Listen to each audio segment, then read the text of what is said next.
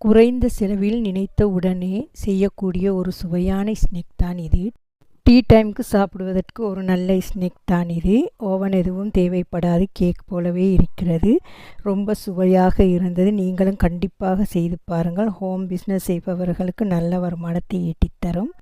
ஒரு cup fresh milk இளம் சூடாக எடுத்துக்கோங்க. அரை கப்பு கொஞ்சம் குறைச்சி சீனி, ஒரு டீஸ்பூன் ஈஸ்ட் எல்லாவற்றையும் மிக்ஸ் செய்து மூடி 5 நிமிடங்கள் வையுங்கள்.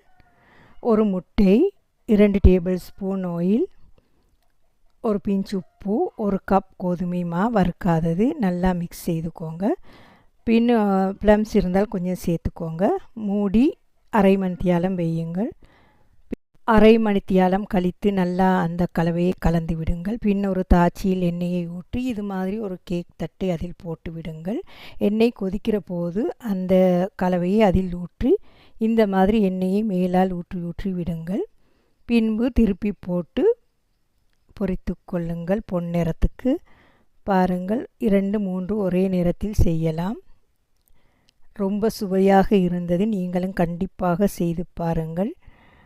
ஹோம் பிஸ்னஸ் செய்பவர்களுக்கு இது ஒரு நல்ல வருமானத்தை ஈட்டித்தரக்கூடியது தான்.